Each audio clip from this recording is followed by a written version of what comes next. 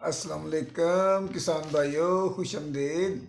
मैं आज आपको एक ऐसी फसल के बारे में बताऊंगा कि जिसके आजकल ना पूरी दुनिया के ऊपर चर्चे हैं और बहुत ज़्यादा नए फार्मर ना उसकी तरफ देख रहे हैं। तो बाज़ औक़ात ऐसा होता है कि दुनिया के अंदर बहुत ज़्यादा ऐसी फसलें होती हैं जो नई आती हैं या जिनका रिवाज होता है, तो हमारे जो किसान हैं ना वो बहुत पीछे रह जाते हैं, वो उनसे कमाई नहीं करते हैं। तो ना इसलिए ऐसी मालूमात ना किसान तक ना पहुंचाना हम इसलिए बहुत ज़रूरी समझते हैं कि रवायती फसलों से हट कर भी ना कुछ करने की कोशिश करें और पूरी दुनिया के साथ ना मुकाबला करते हुए ना अपनी आमदन और ना पैदावार बढ़ा सकें, क्योंकि किसान तो पहले ही बहुत पिसा हुआ होता है। कभी मंडी वालों की मार, कभी आड़तियों की मार, तो कभी ब्रोकरों की मार, कभी खाद वालों की मार, कभी कीड़े मार जरिए अद्वियात वालों की मार। तो इसलिए किसान को हम ना नई सी नई आगाही देने की कोशिश करते हैं। तो नाज़रीन, कम खर्चा करके, जैसे कि आप जानते हैं कि आजकल पूरी दुनिया के अंदर चिया सीड का बहुत ज़्यादा चर्चा है। तो इसकी फसल पर ना कम खर्चा होता है और पाकिस्तान के अंदर ना इसकी काश्त के लिए ना बहुत ज़्यादा साजगार माहौल है। तो पूरी दुनिया के अंदर ना इसको काश्त किया जा रहा है। ख़ास तौर पर यूरोप कंट्रीज़, अरब कंट्रीज़ के अंदर इसकी ना बहुत ज़्यादा डिमांड पैदा हो रही है और उसके लिए चाइना वाले तो इसको साल हर साल से ना इस्तेमाल करते हैं। तो इसको ना सुपर फूड का नाम दिया जा रहा है। तो बताया जा रहा है कि ये बेहतरीन ग़िज़ा है, बेहतरीन खुराक है, बहुत ज़्यादा बीमारियों में कंट्रोल करती है, मोटापा कम करती है, चर्बी कम करती है। इस तरह ना इसकी बेशुमार तारीफ़ें की जा रही हैं।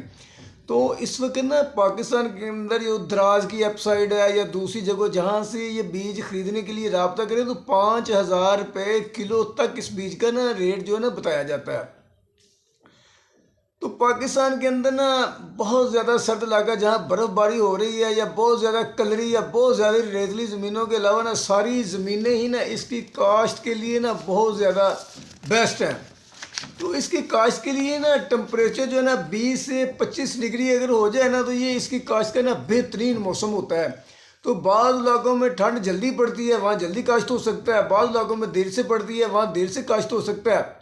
तो इसका जो बेहतरीन मौसम है ना, ये आप समझ रहे हैं कि अक्टूबर के आखिर से तो नवंबर का ना सारा महीना ही आप लगा सकते हैं इसको।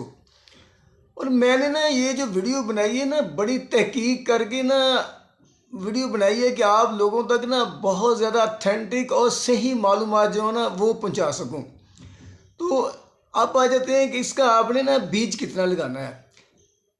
पाकिस्तान के अंदर एक बहुत बड़ा जो इदारा है ना, अयूब रिसर्च फैसलाबाद के अंदर है, जो पाकिस्तान का सबसे ज़्यादा बड़ा तहकीकाती इदारा है और इसके साथ फैसलाबाद ज़री यूनिवर्सिटी भी मुल्हिक है। तो मैंने बहुत तहकीक के बाद ना जो उन्होंने नुमाइशी पौधे लगाए थे या नुमाइशी फसलें लगा कर बीज तैयार किया, उनकी तहकीक के मुताबिक ना चिया का बीज जो है ना आपने 2 किलो फ़ी एकड़ लगाना है। अब आ जाते हैं कि इसको काश्त कैसे करनी है। ज़मीन को आपने ना आम जिस तरह हल चला के ना 2-3 हल चला के ना, जैसे आलूओं वगैरह के लिए या खेलों वाली कोई भी फसल के लिए तैयार करते हैं ना, उसी हिसाब से ना आपने ज़मीन के अंदर हल चला के ना ज़मीन को नरम भुरभुरा और तैयार कर लेना है। ये कोशिश करनी है कि ज़मीन के अंदर ना डेले वगैरह या रोड़े वगैरह जो है ना वो ना रहें, वो बिल्कुल ना ख़त्म कर देने हैं। तो आपकी ज़मीन ना कम अज़ कम ना लेवल होनी चाहिए।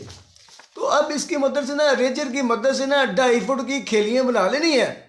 उनके ऊपर ना तकरीबन 10 इंच के फासले पर खेलियों के ना दोनों जानब ही बीज के ना चोपे लगा देने हैं। तो अब आप यहाँ अगर आपको लगे कि यार 2 किलो बीज कम पड़ जाएगा तो इसके अंदर ना कुछ 4-5 किलो या 2-3 किलो ना रेत मिक्स करके ना इसको बढ़ा ले। वो चोपे जो है ना वो आपको ना आसानी से लग जाएंगे। चिया का ना बड़ा जो पौधा ना ऊपर जब बड़ा होता है ना, बाहर निकलता है ना, तो इसका फैलाव ज़्यादा होता है। इसलिए आप ना कम से कम 10 इंच के फासले से ना हिसाब से पौधे लगा लें। अब आ जाते हैं कि आपने इसका ख्याल कैसे करना है। आपने जो चोपे लगाने के बाद पानी लगाना है ना, वो इस हिसाब से लगाना है कि बीज तक ना सिर्फ वत्तर पहुँचे। पानी के अंदर ना बीज जो है ना वो डूबने ना पाए, सिर्फ वत्तर बीज तक पहुँचे। जो है ना ज़मीन के अंदर ना 1-1.5 इंच तक गहरा जाए, इससे ज़्यादा गहरा ना जाए। तो ये हफ्ते के अंदर ना तकरीबन सारे ही बीज जो है ना उगाएंगे। अब आ जाते हैं कि हमने ना इस फसल को खादें कैसे डालनी है या कितनी डालनी है। चिया सीड की फसल एक ऐसी है कि जिसको बहुत ज़्यादा ना खादों की ज़रूरत नहीं होती। बहुत सारे इलाकों के अंदर ना इसको बगैर खाद के ही तैयार कर लेते हैं। लेकिन फिर भी आप एक बोरी ना डीएपी की और आधी बोरी जो है ना वो एसओपी की डाल के ना ज़मीन को तैयार कर लें। और उसके बाद अगर कमज़ोर ज़मीन है फिर भी इतनी डालें, ताकतवर ज़मीन है फिर भी इतनी डालें, काफ़ी है। 18 दिन की जब फसल हो जाए ना तो पहला पानी लगाते वक्त ना सिर्फ आधी बोरी यूरिया डाल दें, यही काफ़ी है। उसके बाद ना फरवरी के अंदर आगे ना फसल जो है ना वो उसके फूल निकलना शुरू हो जाते हैं। तो फरवरी के अंदर आगे ना आप आधी बोरी यूरिया और 10 किलो पानी में हल होने वाली पोटाश जो है ना उसका फ्लड कर दें या छटा कर दें। आप दोनों तरीक़ों से ही इसको खाद डाल सकते हैं। बस यही खादें जो है इनके लिए काफ़ी हैं। बहुत ज़्यादा खादें डालने से भी ये फसल जो है ना ख़राब हो जाती है। इसके अंदर ना जड़ी बूटी मारने के लिए ना अभी तक कोई स्प्रे जो है ना वो मौजूद नहीं है। अगर आप समझें कि फसल के अंदर बहुत ज़्यादा जड़ी बूटियाँ पैदा हो गई हैं, फसल को ख़राब कर रही हैं, तो आप इसके अंदर ना गोडी के ज़रिए ना जड़ी बूटियों को ना ख़त्म कर सकते हैं। और इसके ऊपर ना बहुत ज़्यादा कोई बीमारी जो है ना वो हमलावर नहीं होती है। अगर कोई खुदा न खास्ता कोई तेला आ जाए तो मार्केट से तेले वाली दवाई आसानी से मिल जाती है, वो स्प्रे कर लें। अगर कोई सुंडी वगैरह आ जाए तो उसकी स्प्रे कर लें उस हिसाब से, मगर ना बहुत ज़्यादा इस पर ना सुंडियों और बीमारियों का ना हमला नहीं है। तो ये फसल जो है ना मार्च के एंड में या अप्रैल के शुरू में पक कर तैयार हो जाएगी। इसके बड़े खुशनुमा फूल निकलेंगे, उसके बाद ये फलियों की तरफ जाएंगे और ये फसल जो है ना पक कर तैयार हो जाएगी।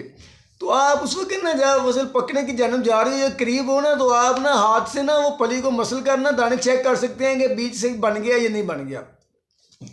इसके बाद आपने ना फसल को ना बहुत एहतियात के साथ ना इसकी कटाई कर लेनी है। कटाई करने के बाद ना ढेरियों की शक्ल में रख के ना इसको धूप के अंदर ना खुश्क कर लेना है।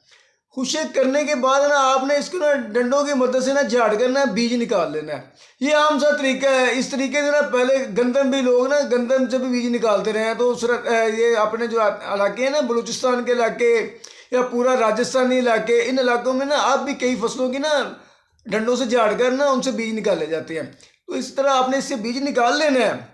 तो अगर आपकी अच्छी पैदावार हो जाती है, अच्छी फसल हो जाती है, तो आपकी 20 मन फी एकड़ पैदावार हो सकती है। तो अगर आपकी बहुत कम से कम जो पैदावार हो ना वो भी 12 मन से ना 14 मन तक ना पैदावार हो सकती है। तो अगर आप इसको अच्छे तरीके से फ़रोख्त कर लें तो आप हिसाब लगा लेंगे 5,000 रुपये किलो तक ये बीज मार्केट के अंदर फ़रोख्त हो रहा है। तो फिर ये एक जो मन है उस हिसाब से ये लाख रुपए या 70-80 हज़ार रुपये मन का तो रेट होना चाहिए। तो आप बहुत आसानी के साथ ना बहुत ज़्यादा मेहनत किए बगैर या बहुत ज़्यादा खर्चा किए बगैर इस फसल से 10 लाख रुपए तक ना आमदनी हासिल कर सकते हैं। तो नाज़रीन, इसके साथ ही अगर आपको हमारी ये वीडियो पसंद आई है तो प्लीज़ इसको लाइक और शेयर ज़रूर करें और हमारे चैनल को सब्सक्राइब ज़रूर कर दें। अल्लाह हाफिज़।